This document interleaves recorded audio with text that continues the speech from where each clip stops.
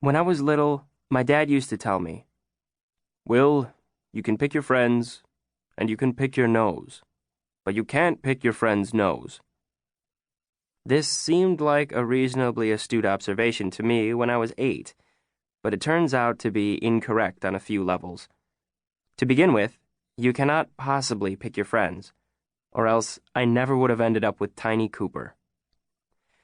Tiny Cooper is not the world's gayest person, and he's not the world's largest person, but I believe he may be the world's largest person who is really, really gay, and also the world's gayest person who is really, really large. Tiny has been my best friend since 5th grade, except for all last semester, when he was busy discovering the sheer scope of his own gayness, and I was busy having an actual honest-to-God group of friends for the first time in my life, who ended up never talking to me again due to 2 slight transgressions. Number 1, after some school board member got all upset about gays in the locker room, I defended Tiny Cooper's right to be both gigantic, and therefore the best member of our shitty football team's offensive line, and gay, in a letter to the school newspaper that I stupidly signed. Number 2, this guy in the group of friends named Clint was talking about the letter at lunch, and in the process of talking about it, he called me a bitch squealer, and I didn't know what a bitch squealer was, so I was like, "What do you mean?" And then he called me a bitch squealer again, at which point I told Clint to fuck off, and then took my tray and left. Which I guess means that technically I left the group of friends, although it felt the other way around.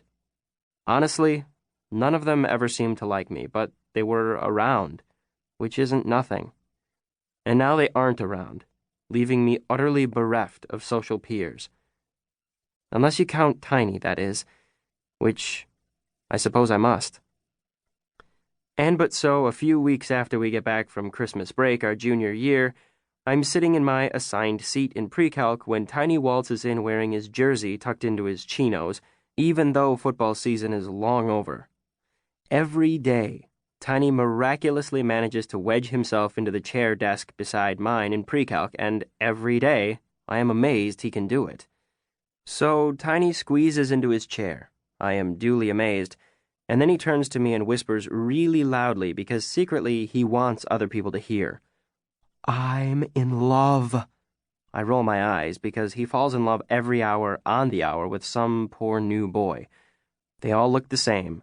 Skinny and sweaty and tan, the last an abomination because all February tans in Chicago are fake, and boys who fake tan, I don't care whether they're gay, are ridiculous. "You're so cynical," Tiny says, waving his hand at me. "I'm not cynical, Tiny," I answer. "I'm practical." "You're a robot," he says. Tiny thinks that I am incapable of what humans call emotion because I have not cried since my 7th birthday when I saw the movie All Dogs Go to Heaven. I suppose I should have known from the title that it wouldn't end merrily, but in my defense, I was 7. Anyway, I haven't cried since then. I don't really understand the point of crying. Also, I feel that crying is almost, aside from deaths of relatives or whatever, totally avoidable if you follow 2 very simple rules. Number 1, don't care too much. Number 2, shut up.